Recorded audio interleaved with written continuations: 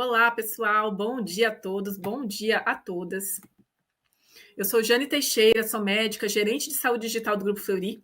Eu sou uma mulher de pele clara, cabelos e olhos castanhos escuros, uso óculos e estou vestindo uma camisa listrada azul e branca.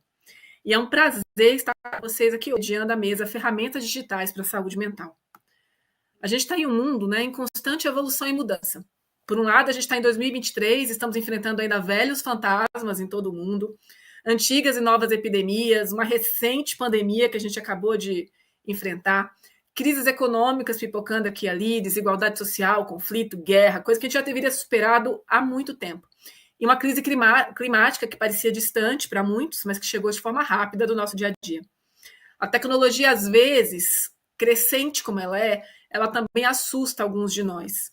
Muita gente com medo de perder emprego, muita gente correndo para se reinventar, redes sociais com uma demanda constante da gente mostrar produtividade, mostrar sucesso. É um ambiente que muitas vezes é opressor.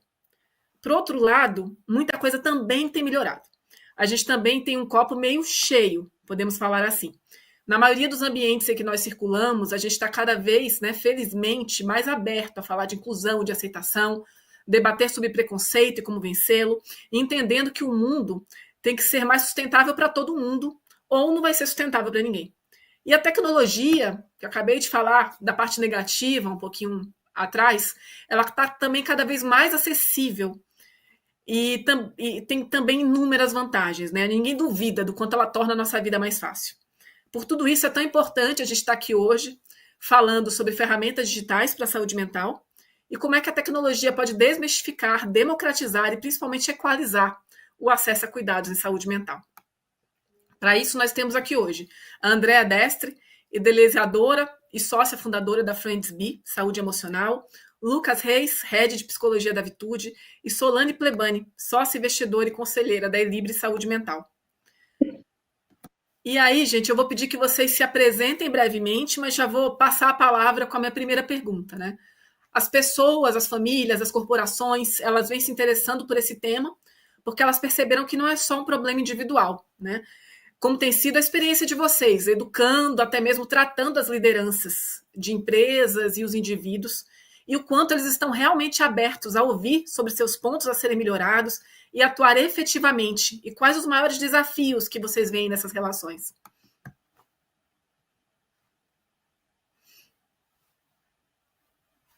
Eu vou deixar aqui alguma das acho que eu posso começar então, Jane?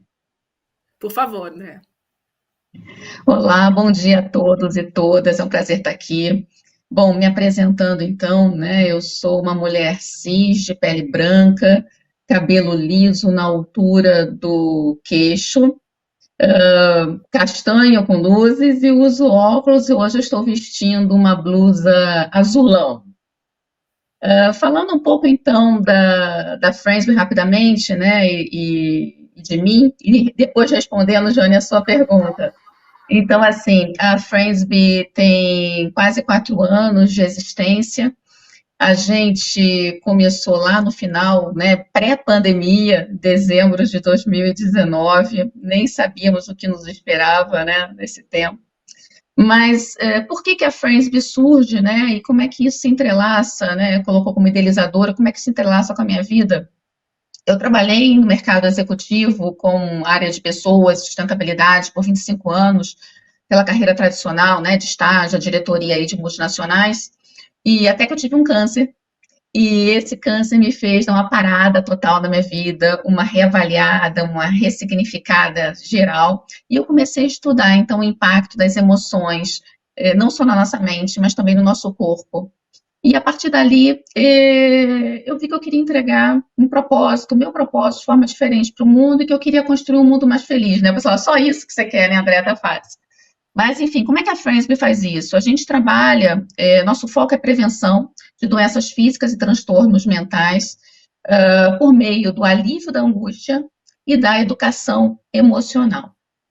E aí, respondendo já a sua pergunta, Jane, como é que eu tenho visto isso nas empresas, Então, assim, o principal cliente da Friends-Be são os RHs, São as áreas de gente e gestão. E na Friends-Be, a gente tem um mantra. O nosso mantra é: quem está bem, faz o bem. quem está bem, produz bem. Assim, um líder, né, que está bem, um líder que tem a sua inteligência emocional desenvolvida, um líder que conhece seu estado emocional, né, conhece o impacto que as suas ações, que o seu estado emocional tem nas outras pessoas, tem sobre o time, e principalmente tem uma relação empática com a equipe, né? Esse líder ele vai formando laços de confiança entre as pessoas. Agora, como é que as empresas estão vendo isso? Eu vejo o RH como grande facilitador desse tema dentro das organizações. Agora, a postura que o RH tem depende muito do espaço que ele tem na organização, né? Então, ele vai ter uma atitude mais tática ou mais estratégica, dependendo da cultura da organização, dependendo da cabeça, né, da CEO dessa organização. Então, ele vai fazer ou ações mais pontuais, de forma tática, ações mais de bem-estar, contratação de algumas empresas específicas, mas coisas pontuais que não estão interligadas, ou vai fazer uma análise mais completa da organização e levando isso para um fórum mais estratégico, fazendo um processo mais completo, né? Não só atuando nas causas, nas consequências, mas nas causas também, né? E quando a gente fala de ações táticas, elas têm pouca. As pesquisas dizem, né? Tem uma pesquisa que eu gosto muito, que é da Workplace Burnout Institute, que é de 21, né, de 2021. E ela traz o tema que a indústria de bem-estar, ela é uma indústria que gira aí em torno de 8 bi de dólares por ano e não tem efeito na saúde efetiva das pessoas, né? Tem efeito no bem-estar, mas na saúde, corpo, mente, espírito, saúde integral, não tem impacto. Então, eu entendo que, dependendo do momento de maturidade que esteja a organização, as empresas tomam atitudes mais pontuais, ainda mais focadas em bem-estar, mas que não resolvem a situação, ou ações mais focadas realmente de forma sistêmica, com soluções mais completas, principalmente nas causas que têm origem na cultura, né? E como eu gosto de dizer, para finalizar minha fala, como eu gosto de dizer nos RHs, né, que eu entro, o trabalho acaba a gente vendo muitas questões que estão maldizendo o trabalho, né? Enfim, tudo depende das relações que a gente tem. Assim como em nossas relações pessoais, uma relação amorosa, numa relação entre pais e filhos, você pode ter uma relação tóxica, a mesma coisa acontece no trabalho, isso também pode acontecer. Mas o ponto é, o trabalho também, tendo uma relação, né, relações positivas nesse trabalho, uma cultura positiva, uma cultura de segurança psicológica, esse trabalho ele vai atuar como potência, né? Como bem-estar, como vida, como felicidade. Então, acho que tem esses duas situações aí de trabalho que eu queria também pontuar, né? Trabalho também é saúde. Obrigada, Jane. Oi, Jane. Bom dia a todos, bom dia a todas. Eu, eu iniciei minha carreira na área de informática em saúde já faz quase 30 anos. E talvez porque eu tenha iniciado há tanto tempo atrás, eu vejo o copo meio cheio. Eu entendo os desafios que a tecnologia tem trazido, especialmente a internet, as redes sociais, né, a questão da criança, a questão do adolescente, especialmente no tema da saúde mental, né, tem potencializado as adições e uma série de outros problemas. Mas como todos os problemas geracionais, talvez esses sejam um dos nossos problemas geracionais, que nós precisamos lidar e entender quais são os caminhos para usufruir da tecnologia, né? Para que a tecnologia não seja harming para a sociedade, mas que ela possa ajudar a sociedade a evoluir. E eu trabalho com o lado da tecnologia que ajuda a sociedade a evoluir, a sociedade a melhorar, especialmente porque eu estou na área da saúde há todo esse tempo, eu consegui ver o aumento do acesso à saúde pelas pessoas, proporcionado pela tecnologia. A melhoria da qualidade dos serviços entregue às pessoas por conta da tecnologia, uma maior sustentabilidade do próprio serviço de saúde público e privado por causa da tecnologia. Então, são, assim, muitos benefícios, né, que nós colhemos nas últimas 3 décadas, né. Como que eu vi tudo isso acontecer? Eu fiz parte, né, humildemente, desse tudo acontecer.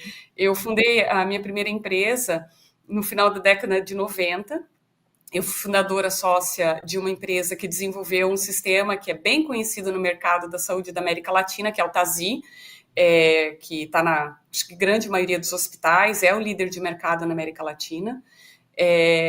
Eu vendi essa empresa para a Philips em 2010, e aí eu fiz uma transformação muito grande de carreira, que foi deixar de ser uma empreendedora e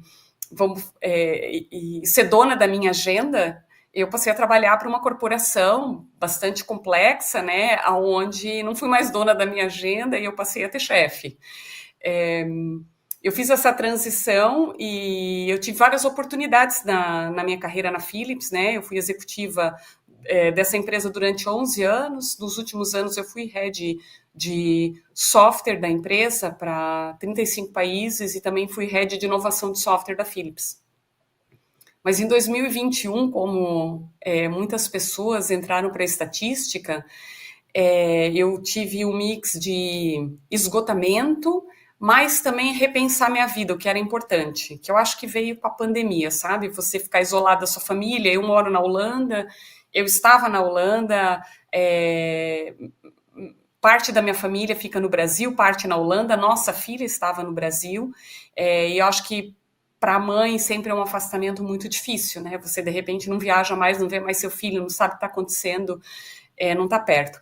E eu, em 2021, decidi que eu ia mudar, que eu ia parar com a minha carreira. Eu nem sei se ela estava no auge, para falar a verdade. Eu sei que ela tinha decolado muito alto, mas tive coragem de recomeçar e fazer algo diferente. E aí que eu me reencontrei com um grande amigo meu, Maurício Barbosa, que foi fundador da Bionexo, e ele iniciou a Apus Capital, e eu estou com ele na Apus Capital, e iniciou vários outros negócios. E um negócio que o Maurício estava iniciando é um negócio de saúde mental, que chama Elibré. E aí eu comecei a me aproximar desse projeto, e eu acho que pela minha conexão, de ter passado por esse momento que eu estava muito esgotada, e que a gente sabe como emocionalmente, né, esse processo pode impactar não só em você, mas também em quem está ao seu redor, eu me interessei pelo negócio, especificamente. E via que eu poderia ter uma contribuição dos meus aprendizados todos de tecnologia e voltar a empreender, que era um desejo que eu tinha, né? Voltar a ter um pouco de liberdade, que eu sou mais passarinho do que flor.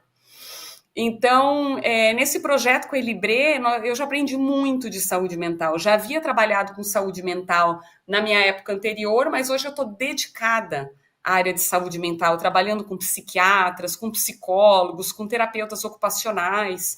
E é uma área que tem um desafio enorme, desafio de profissional, de falta de profissional, de qualificação, de aderência a tratamento, de uso de medicação, excesso de medicação, falta de coordenação de cuidado, família fica solta, a família não entende o que está acontecendo, a família adoece, o paciente muda de tratamento, perde vínculo com a equipe médica interna, perde vínculo novamente. Ou seja, é uma área com muitos desafios, onde que eu particularmente vejo que a tecnologia pode ajudar. E finalizando, Jane, eu não tenho tanta experiência corporativa no sentido de entender o que as empresas estão fazendo hoje, tá? Mas o que eu tenho acompanhado pelas relações dos parceiros que nós temos na Elibré, tá? Deixa eu falar primeiro do Brasil. Eu resumiria o Brasil pela minha lente em orientado à crise. Eu tenho a crise, eu vou agir. Eu não tenho a crise, eu sou menos preventivo. Então, a crise, a pandemia gerou crise. Então, teve um boom muito grande das empresas preocupadas com saúde mental. Terminou a pandemia, muitos desses contratos, eles foram sendo extinguidos. Então, você age na crise, há um suicídio na empresa, há uma crise, né? Ou, por exemplo, a minha cidade natal, né? Teve a crise da creche das crianças. Então, assim, é uma crise. Então, as empresas agem mais na crise. Eu vivo na Europa e eu aprendi muito com o sistema europeu, que é um sistema preventivo por lei, mas é cada vez mais preventivo. O que eu quero dizer com isso? Como a lei, ela pressiona muitas empresas, o compliance é maior. Então, esse ambiente, ele é menos tóxico. Por quê? Porque a liderança tem mais preocupação com o seu impacto legal, pessoal, de você imprimir determinadas pressões no ambiente de trabalho que não são sadias. Alimentar determinados níveis de comunicação que não são sadios. Flexibilidade para as pessoas é muito maior, né? Para as pessoas, as mães, os pais, as pessoas na sua vida pessoal, o respeito à doença, o respeito ao afastamento sem questionar, né? E aí eu percebo que esta segurança permite com que se fale dos temas mais abertamente e dá um espaço aonde as empresas procuram ser mais preventivas. Até porque um funcionário que é afastado, ele é de responsabilidade da empresa por 2 anos. Ele não tem... Assim, eu não vou para o INSS. Não, a empresa tem que dar conta por 2 anos e ela tem dever legal de reintegrar. Então, há uma pressão legislativa, digamos assim, para que você seja mais preventivo. Não é porque as pessoas, talvez, na Europa são mais boas, nada disso. Tem uma pressão legal para que isso aconteça. E no Brasil, por mais que a gente ache que a lei é muito protetora, ela não é. Comparada, ela não é. Entendeu? Então, eu vejo essas diferenças. E, sim, pelos indicadores que nós temos na Ilibre, tem um trabalho bastante grande no mundo corporativo e tem que se haver preocupação. Obrigada.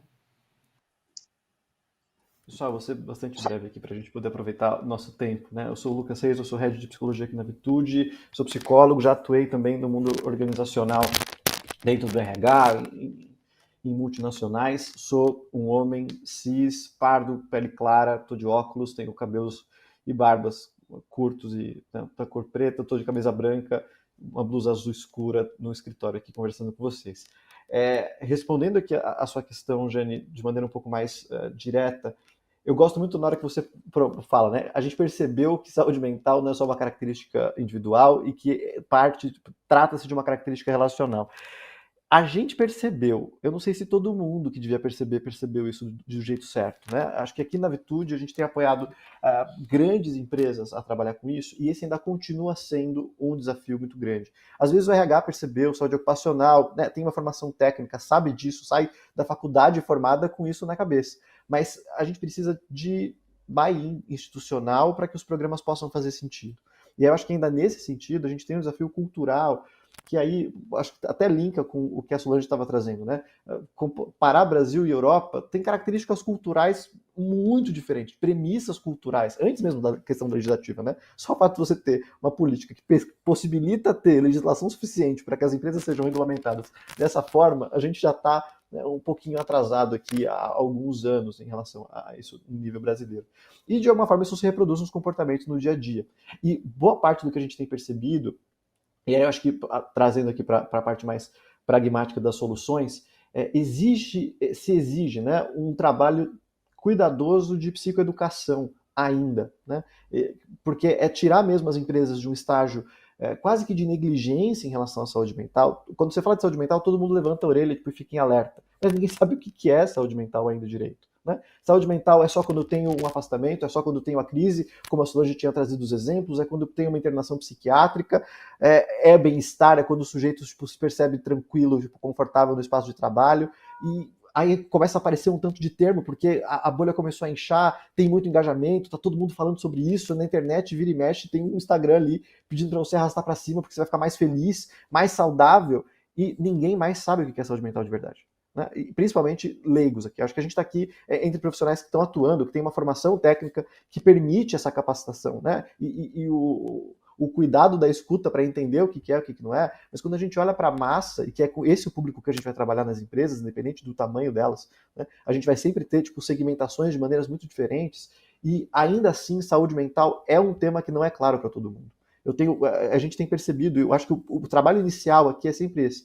Quando você fala de saúde mental, se não está todo mundo alinhado e entendendo o que isso significa, eu vou ter um líder entendendo A, eu vou ter o liderado entendendo B, eu vou ter o RH entendendo C, saúde ocupacional entendendo D, a pessoa lá, o CFO, assinando o cheque no final do dia, entendendo E, F ou qualquer outra coisa, e a gente não consegue ter uniformidade, a gente não consegue ter uma unidade para trabalhar a saúde dessa forma. E eu acho que isso começa mesmo com esse ponto que você trouxe, né, de entender que não é uma questão individual. Porque quanto mais individualista for, mais eu vou responsabilizar o indivíduo. E aí é problema, né? Porque já basta a responsabilização da performance, da entrega, que o mundo do trabalho, né, já exige naturalmente, ele precisa disso. Quando a gente começa a assumir, né, desresponsabilizações institucionais e mais responsabilização individual, acho que aqui a gente tem a receita para que os índices comecem a ampliar. E aí talvez a tecnologia apareça aqui como pelo menos trazendo indicadores para a gente sentar, né, e conseguir ter uma conversa básica, né, interessante para a gente começar a construir alguma coisa juntos. Muito obrigada, pessoal. E já pegando a deixa do Lucas, a gente hoje entende claramente, né, o quão importante é a captação e análise de dados. Não dá para falar de ferramenta digital hoje sem falar de análise de dados para construir linha de cuidado e coordenação de cuidado efetiva. Então, queria saber de cada um, usando a ordem que a gente já usou na primeira pergunta, como usar os dados, né, para gerar informação efetiva e avançar não apenas em fornecer o acesso, não que o acesso não seja importante, né? A gente já sabe a importância da tecnologia para as pessoas conseguirem chegar no psicólogo, no psiquiatra ou qualquer outra ação para a melhoria da saúde mental. Mas como é que a gente faz para, além de fornecer o acesso, a gente gerir efetivamente e promover saúde emocional? Eu vou seguindo a ordem, então, né, Jane? Eu vejo assim, é um grande desafio, essa é uma excelente questão. O desafio, para mim, principal, é como é que a gente pega dados, né, porque os dados estão por aí. Então, assim, como é que a gente usa a inteligência de dados, né? Como é que eu pego esses dados, transformo esses dados em indicadores? O que eu quero saber? Quais são os indicadores principais, né? E esses indicadores vão me dar informação, não um indicador isolado, mas o conjunto de indicadores, né? Então, acho que a gente precisa efetivamente trabalhar de forma sistêmica, não apenas olhando os indicadores dados exclusivos como indicadores de saúde, né? Então eu olho a sinistralidade, eu olho os afastamentos, eu olho as faltas. Não, isso aí está olhando só a pessoa. Mas quando a gente fala de questões de saúde na organização, o impacto não é só sobre si mesmo, né? O impacto, ele está presente nos outros, né? Nas outras pessoas. Então, você olhar para indicadores que compõem esse estado emocional, que podem te dar pistas, né? Nesse conjunto de informações trazida por um conjunto de indicadores que vão além do indivíduo, mas indicadores também do negócio. Por exemplo, NPS, né? Quando eu olho a questão de satisfação de cliente, canal de ouvidoria, quando eu olho internamente, né? Externamente, ou canal de compliance, como eu olho internamente. Então, o meu ponto aqui principal é como é que eu olho de uma forma sistêmica? Esse assunto ele é tão relevante, Jane e colegas, que eu integro, né, a comissão de pessoas do IBGC, do Instituto Brasileiro de Governança Corporativa. Eu sou conselheira, né, com o mesmo propósito de construção de um mundo mais feliz, mas dentro do IBGC eu coordeno um grupo de trabalho chamado Saúde Integral. E o que a gente está trabalhando neste momento? Justamente essa questão de indicadores. Como é que a gente faz uma leitura e propicio para o conselho, e propicio ao C-level, né, aquelas pessoas que são o C alguma coisa, né, que são ligadas ao presidente ou à presidente da organização, como é que eu propicio ferramentas e indicadores que podem sinalizar fumaça e um conjunto de indicadores que podem levar a algumas conclusões para a organização e efetivamente sair dessa questão tática, né, que é RH, eu estou delargando para você, vai lá e contrata uma empresa para fazer terapia online, ou contrata uma empresa para fazer ginástica e mindfulness, para realmente entender as causas que estão trazendo. Então, ao mesmo tempo, tem que caminhar junto, né? Ao mesmo tempo que eu trabalho com a empresa na questão da prevenção, na questão da saúde do indivíduo, eu trabalho também no ambiente desta corporação, em todas as relações dessa corporação. Então, são esses os indicadores que eu acho que a gente tem que olhar de forma sistêmica, né? O indivíduo e o efeito que esse indivíduo tem nas outras pessoas, nas outras relações, na relação com clientes, na relação com fornecedores, na sociedade, com os pares de uma forma geral, né? Então, acho que esse que é o grande desafio. Obrigada, Jane. Jane, eu vou trazer um outro ângulo dessa tua pergunta, que é uma pergunta bastante ampla, para a forma como nós usamos dados e informações dentro de uma unidade de cuidados com pacientes de saúde mental, com algum problema. Bom, primeiramente, a gente precisa garantir que nós tenhamos esses dados e informações que são necessários para entregar um serviço, né, para entregar um cuidado. Então, no nosso hospital, né, da Elibre, na nossa unidade hospitalar, nós implementamos algumas soluções de software que nos ajudam a coletar informações necessárias dos nossos pacientes, suportando dessa forma a entrega de serviços por linhas de cuidados específicas. Então, nós conseguimos organizar linhas digitais para, por exemplo, cuidados com comportamento aditivo, ou regulação afetiva, desorganização psíquica. E nós, dentro disso, cada paciente ainda é um paciente com suas questões específicas.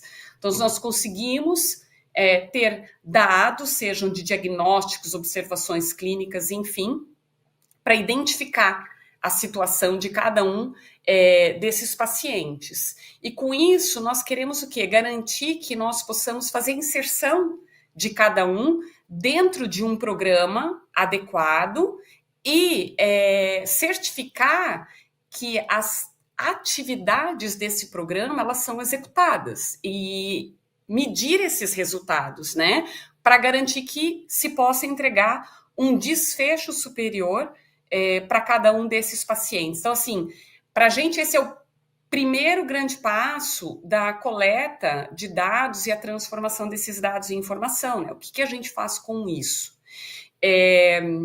E depois, né, uma vez vencido este desafio, o que a gente pode fazer além disso, né, com essas informações, dados armazenados ao longo do tempo?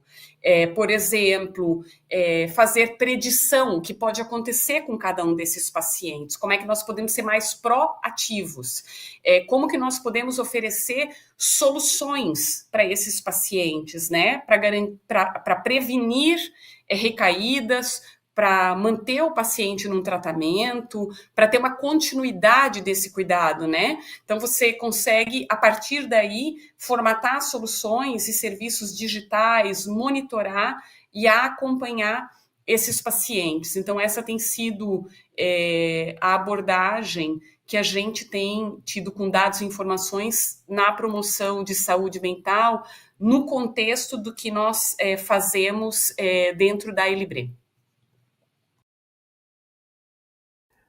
Boa, pessoal, tô colocando aqui minha contribuição rápida. Eu acho que o primeiro ponto que eu sempre faço questão de trazer é a tecnologia avança muito mais rápido do que a ética, né? E acho que quando a gente fala de dados, a gente fala de dados de saúde, principalmente saúde mental, a ética que ela é sempre um ponto que tem ficado meio lateral nas discussões, né? Acho que a gente tem avançado, a própria forma de estruturar produtos, né? Você pega uma estrutura de produto, você tem tecnologia, produto ali trabalhando em prol, né, de desenvolvimento de soluções. E a parte de saúde, geralmente ela aparece como pessoas ali numa fase de discovery, né? Ou eventualmente tipo na validação. E acho que existem alguns pontos aqui de cuidado que precisam ser levados em consideração. A ética é sempre um deles. Que dados são esses? O que a gente está fazendo? Como que a gente está capturando? E tudo mais. E aqui eu faço uma separação entre... Concordo com a colega aqui, né? Existem dados que já estão por aí e que primeiro a gente poderia só pegar, organizar e já começar a trabalhar. Mas eu tenho visto um movimento muito grande das empresas na tentativa de criar dados, né, de conseguir dados além do que os dados que a gente já tem.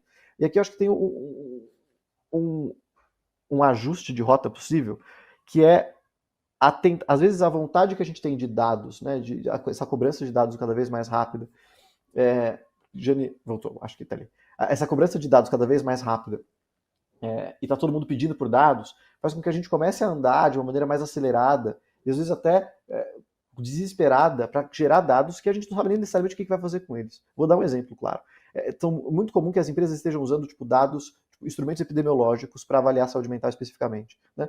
PHQ-9, DAS-21, alguns outros instrumentos que avaliam isso, só que ele não tem a característica nem de fazer isso no diagnóstico, e o objetivo aqui é avaliar populações, é entender a incidência de sofrimento psíquico e gravidade disso.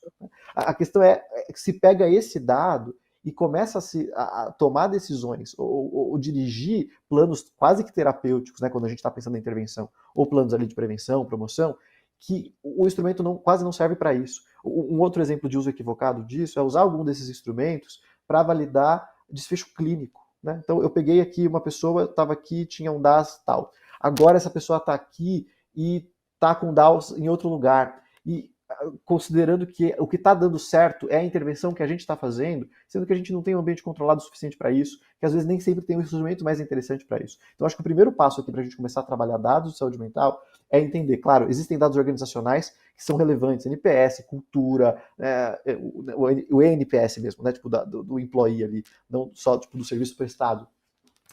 Cultura, uma série de outros dados que podem ser interessantes, dados mais duros, né, tipo absenteísmo, turnover voluntário, tal, etc. Mas quando a gente for olhar para os dados que a gente pode criar, de saúde mental, e aí os instrumentos estão aqui, muitos deles são abertos, a gente pode usar mesmo, mas é só conseguir entender para que serve cada um desses instrumentos, né, e entender qual é o plano de ação ali efetivo a partir desse instrumento que está mostrando para a gente, porque senão a gente corre o risco de fazer uma inversão da onda, que eu já tenho visto algumas discussões assim, em ambientes ainda pequenos, né? Já medimos, já fizemos, não dá resultado, não vale mais investir em saúde mental, vamos voltar para o que a gente fazia antes. E aí, você está fazendo isso baseado, né, em quais dados? O dado mostra que se a gente fizer uma análise muito superficial, tudo bem, ou não mudou o ponteiro, ou não mudou o ponteiro tão rápido, né? Mas será que a gente está usando as melhores formas de avaliar isso, né? Ainda mais, saúde mental é uma coisa que leva bastante tempo, está intrincada em questões culturais. Uma mudança de cultura, pega uma empresa, você não faz um arco de cultura em menos de 5 anos, né? E você quer trabalhar de saúde mental, que a gente começou a falar agora, na pandemia, malemar, começando a estruturar agora, já querendo, medir resultados incríveis em 6 meses, né? Acho que aqui a gente precisa também ter muito cuidado com quais dados a gente usa, as ferramentas estão aí, são interessantes, é importante a gente segmentar qual instrumento a gente usa, para quê, né, para qual dado que a gente quer e para quem que a gente quer mostrar. Não faz, para o CFO, quando a gente precisa sensibilizar no nível financeiro, faz sentido usar dados monetários. Vamos pegar FAP, vamos pegar o custo do absenteísmo, vamos pegar tudo isso, porque são dados importantes que vão facilitar a companhia. Eu não vou falar disso com o líder, porque não é disso que o líder talvez precise ouvir. Eu preciso levar outros dados, né? E talvez não seja baseado nesses dados que eu vou montar uma estratégia de saúde. É importante que a gente saiba, né, ter uma governança mínima ali de quais dados a gente vai utilizar, para que a gente vai utilizar e quais são os principais stakeholders, né? Dessas informações que a gente está gerando e levando. Obrigada, pessoal. Uma outra pergunta que eu ia fazer também tem a ver com o que o Lucas acabou de falar, né? A gente está num mundo meio que TikToker. É tudo feito para durar 30 segundos, funcionar rápido, de jeito fácil, e daí a gente já muda de foco porque a gente quer encontrar outro problema e resolver outro problema. Em contraposição, o tratamento das condições emocionais, ele é longo, ele é um processo. Tem todo um caminho, um processo de autoconhecimento, de mudança, seja corporativo, seja pessoal. Então, resumindo, pode parecer um caminho muito longo e, por vezes, muito doloroso para as pessoas. Como é que a tecnologia pode auxiliar a engajar pessoas a aderir, compreender e, principalmente, elas se manterem no tratamento, seja o tratamento pessoal, seja esse tratamento corporativo, vamos chamar assim? Obrigada, Jane, pela pergunta. Realmente, né, eu estava falando... Eu lembro que eu vi recentemente uma comediante americana dizendo, né, o show dela, assim, um pedaço, e ela dizendo que a psicóloga dela era o TikTok, né? Então, é basicamente bem por aí mesmo. Bom, mas agora respondendo a tua questão, Na Friendsbe, como eu falei, né, o nosso foco é na prevenção, por meio do alívio da angústia e da educação emocional. Então, nós não oferecemos terapia, mas o início da reflexão, o início desse caminho para o autoconhecimento. Então, nós temos em nosso aplicativo, de forma gratuita, totalmente disponível, ferramentas de autoconhecimento. Ao fazer essas ferramentas, que não são diagnósticos, né, são apenas inputs para reflexão, para você olhar para si, para você fazer as suas questões, reflexões, e a partir dali, né, dar esse passo, esse início nesse autoconhecimento. Já no nosso aplicativo, é disponível só para clientes, nós temos a colmeia, que eu chamo, né, que é Friends Vivem, todo um conceito ali da colmeia, que é a rede de apoio mútuo. Então, na Friends, nós disponibilizamos a colmeia, que é essa rede de apoio mútuo, onde nós conectamos ser humano para ser humano, né? Não tem um chapéu ali de terapia, um chapéu de quem domina mais um tema do que outro, mas a gente compartilha experiências, né? Uma rede realmente que conecta ser humano, como é anônimo e confidencial, é totalmente sem viés, onde as pessoas podem realmente se colocar sem ressalvas ali. E ajuda muito. O que acontece ali dentro da rede, das trocas, né, da troca de experiência, da empatia, do acolhimento, é muito positivo. E nas pesquisas que nós fazemos com esse grupo, né, que participa da rede, o efeito é sempre muito positivo e muitas pessoas ali perceberam que se beneficiariam se começasse uma terapia. Então, o que acontece muito é isso, essa reflexão pode muitas vezes ser esse primeiro passo, né, para que a pessoa busque alguma coisa de forma mais longo prazo, que ela perceba essa necessidade, né? No Brasil, e eu não tenho profundidade para falar dos dados no exterior, mas no Brasil acaba que as pessoas procuram uma terapia quando já não conseguem mais lidar, já estão assim, né? Antigamente a gente falava do leite derramando, né? Ou da água borbulhando. E aí essa pessoa busca uma terapia. Então, quando essa pessoa, dentro da Friendsbe, a gente possibilita esse espaço de autoescuta e esse espaço de troca com pessoas que já passaram, já superaram aquelas determinados tipos de angústia, né? A gente tem, então, essa abertura, essa reflexão para o autoconhecimento, né, para o autodesenvolvimento emocional. Então, a gente gosta bastante desse efeito que a gente traz. E, assim, para as empresas, né, que nos contratam, a gente acaba fornecendo também um panorama da saúde emocional dos colaboradores, com várias informações, e que ajuda a empresa a refletir, junto com outros dados que ela tenha, né, poxa, que ações, o que eu posso trazer para o meu público? E também identificar questões, como eu falei, cultura. Não existe saúde mental, eu estou falando sempre para a organização, tá? Que é o público que eu conheço e que eu trabalho. Então, não existe saúde mental numa organização se o ambiente é tóxico, se o ambiente não propicia a saúde mental. Uma pessoa que sai por burnout, sai por esse esgotamento físico, emocional, e volta depois do seu período de afastamento, enfim, 6 meses, 1 ano depois, essa pessoa, se ela volta para o mesmo espaço que a adoeceu, ela não tem como ficar bem, né? Então, por isso que é importante sempre, eu ressalto aqui, a gente olhar para o indivíduo e para o ambiente que esse indivíduo está, e não deixando de lado a questão da integralidade humana, né? O trabalho é só um dos chapéus que esse indivíduo veste, né? Esse indivíduo, ele tem suas relações amorosas, ele tem suas relações parentais, né, e sociais, enfim. Então, o trabalho é apenas mais um elemento na vida dessa pessoa. Embora, dentro da Friendsbe, quando eu olho, né, a gente está aí há já 4 anos atuando, quando eu olho as 3 principais causas de angústia que levam as pessoas a desabafarem na Friendsbe, oscilam um pouco as ordens, mas estão sempre os top 3, né? Que são trabalho, relacionamento amoroso e família, né? Então, assim, a sua pergunta foi em relação à tecnologia, só para fechar, então, em relação à tecnologia, né, como é que ela pode ajudar nessa continuidade mais de longo prazo. Então, eu vejo assim, a tecnologia, ela pode, a meu ver, ser muito boa para despertar reflexão, para apoiar o caminho, né, desse autoconhecimento e o caminho da saúde da organização, mas o caminho em si, né, quando ele começa a ser trilhado, eu creio que precisa também do humano, né? A relação é sempre sobre seres humanos. Então, eu vejo dessa forma aí, essa conjuntura entre olhar sempre o indivíduo para com ele mesmo e essa relação com o ambiente. Bom, a aderência ao tratamento, a adesão e a continuidade são desafios que nós identificamos na nossa pesquisa de mercado para desenvolver esse negócio Libre.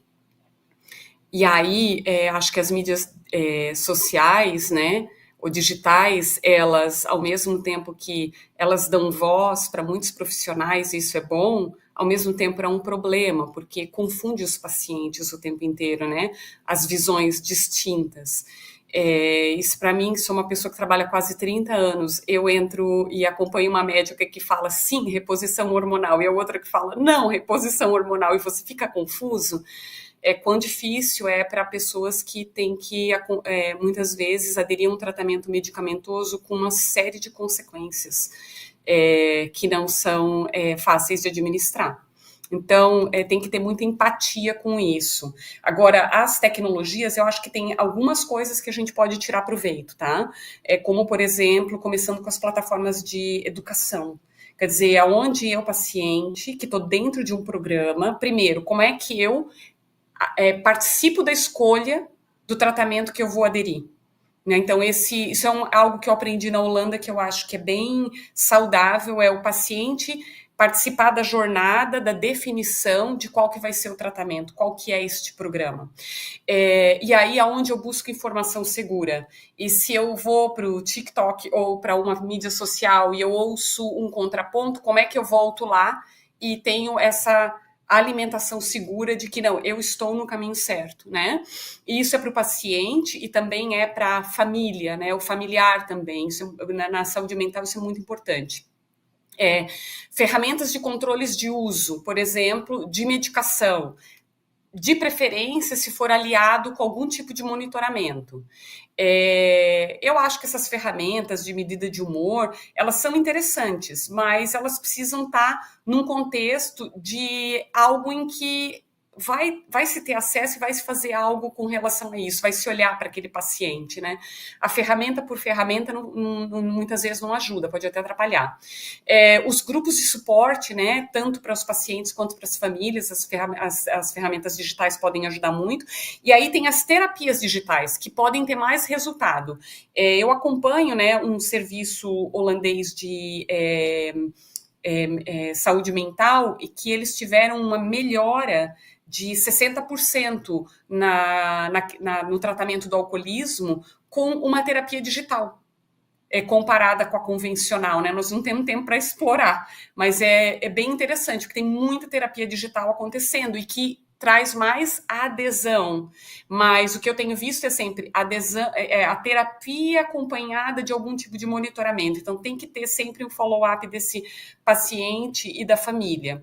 E outras terapias, né? Terapia de realidade virtual para exposição, por exemplo, no caso de fobias, ou síndrome do pânico, né, que você pode medir variação da frequência cardíaca e associar alguma atividade de respiração para controlar a entrada em crise. Então, tem uma série de tecnologias que podem beneficiar a adesão e a continuidade se elas forem bem aplicadas. Eu vou nessa linha aqui da Solange também contribuindo. Eu acho que existe...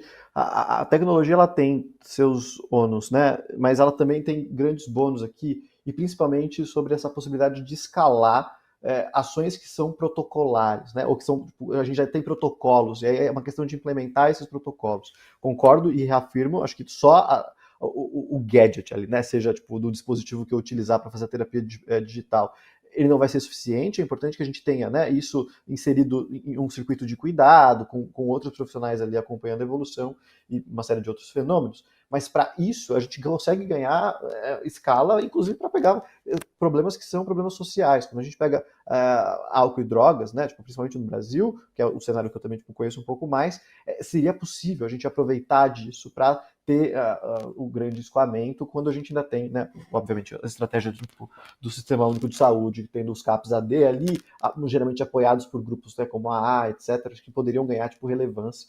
E aqui eu acho que é uma das possibilidades que a gente tem do uso da tecnologia, e especificamente para essas coisas que elas foram validadas, né, e que a gente sabe tipo, que elas servem para aquilo.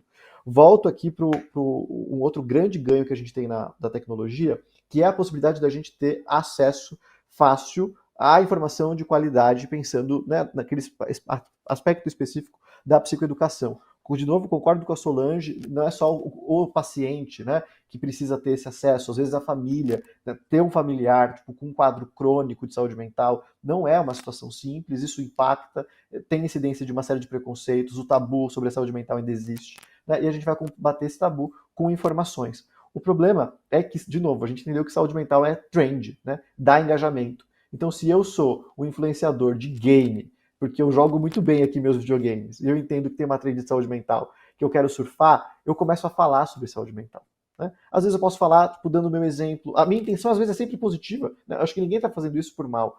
Mas a gente começa a veicular conteúdos que não necessariamente são os conteúdos que vão levar as pessoas para o lugar, né, certo. Então, aqui, acho que é um desafio que a gente tem como sociedade, né? Não é nem porque na empresa, mesmo que a gente olhe para a empresa e você tenha algum controle sobre o ambiente corporativo, você consegue controlar o que vai ser veiculado lá dentro. Já é de muita ajuda, né? Mas o seu colaborador vai ter acesso, né? No momento que ele abrir o celular, ele vai estar imerso, tipo, né, no mundo ali de informações que ali a gente não vai ter tanto controle para poder fazer, e que aí ter uma fonte, eu achei interessante esse aspecto, né? Deixa aí e investigar e entender o que o mundo está falando sobre isso, mas saiba que aqui você tem tipo, um espaço seguro, né? Para que você possa, inclusive, tirar essas dúvidas. Tipo, nossa, eu vi que tal remédio, eu vou tomar agora remédio X para minha atenção, porque eu acho que eu estou pouco atento aqui, né? Será que eu devo mesmo utilizar? Onde que eu posso voltar para trabalhar essa informação? Se esse indivíduo está solto demais, eu acho que aqui a gente começa a ter,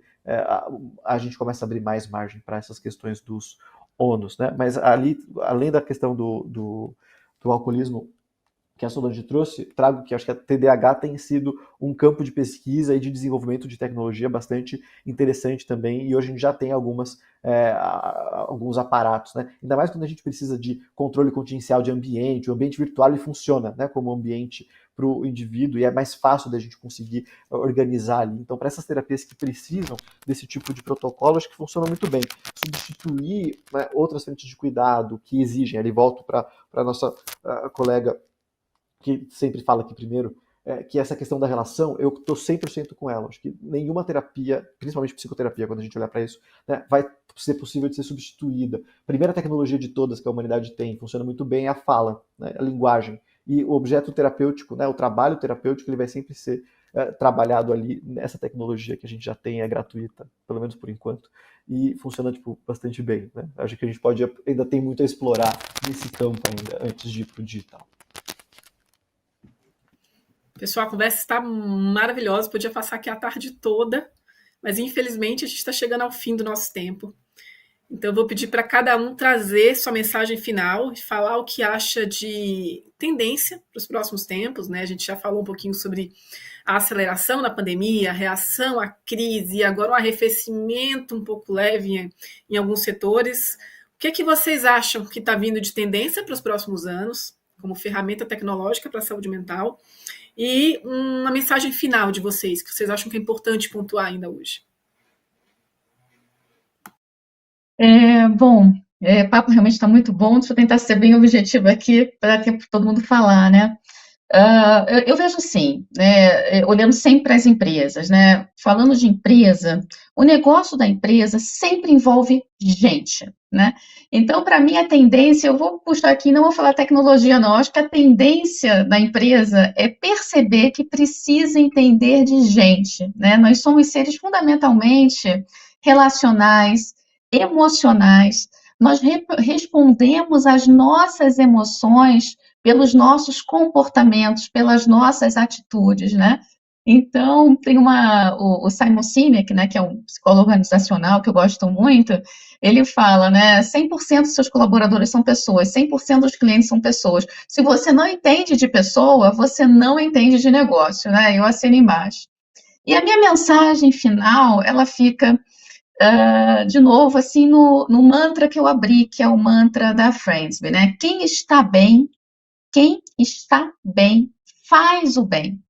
Quem está bem produz bem. Então, o maior investimento que a empresa pode fazer nas pessoas, eu entendo, é no autoconhecimento, é na educação emocional das suas pessoas. E o maior investimento que a empresa pode fazer nela mesma é na sua cultura organizacional, para gerar resultados realmente sustentáveis.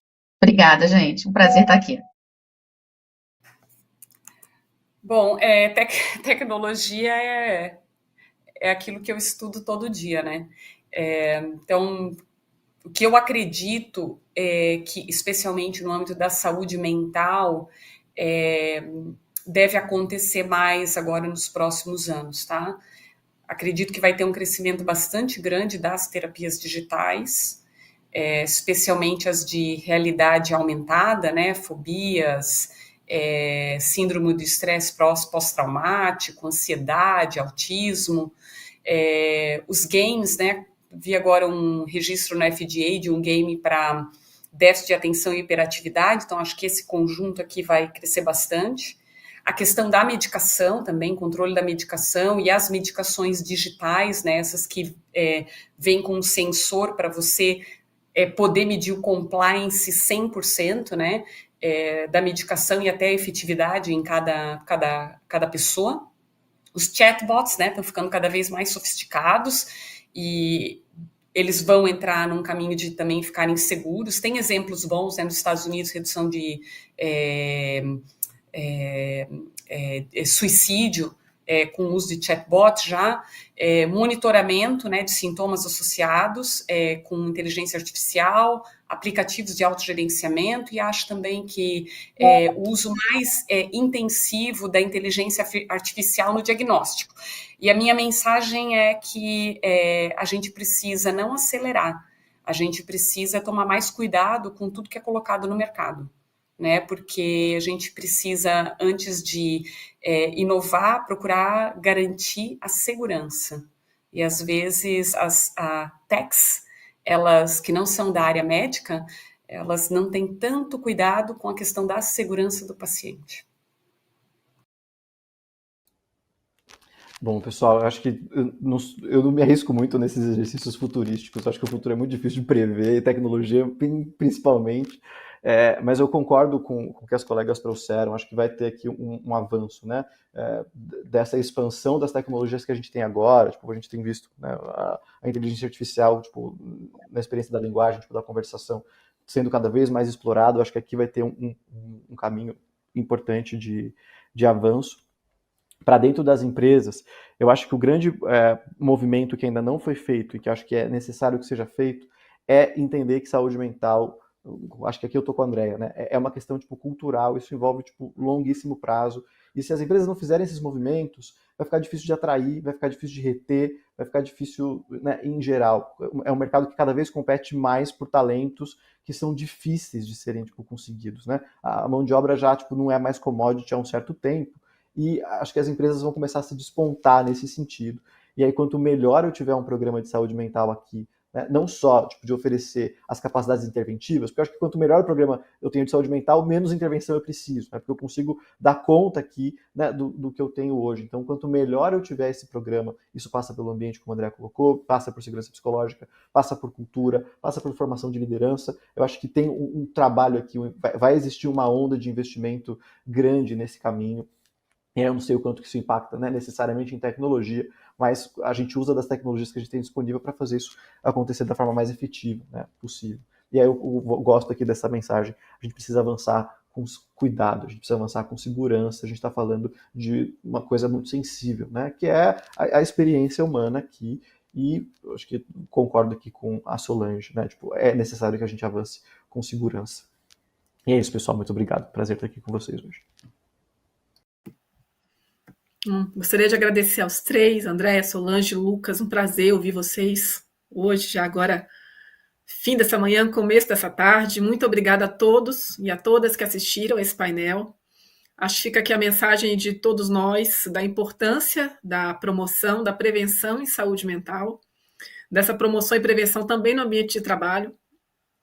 Eu só ia acrescentar uma coisa que eu gosto sempre de falar também, que não tem essa de isso aqui é a sua vida pessoal, isso aqui é a sua vida do trabalho, né? A gente passa 2/3 do nosso tempo útil dentro do trabalho, não tem como o trabalho não influenciar na vida pessoal e, sendo assim, não influenciar na nossa saúde mental. Bom, muito obrigada a todos, nós ficamos por aqui, espero que tenha sido tão bom para vocês que estão assistindo, quanto para a gente que estamos aqui conversando. Boa tarde, obrigada a todo mundo.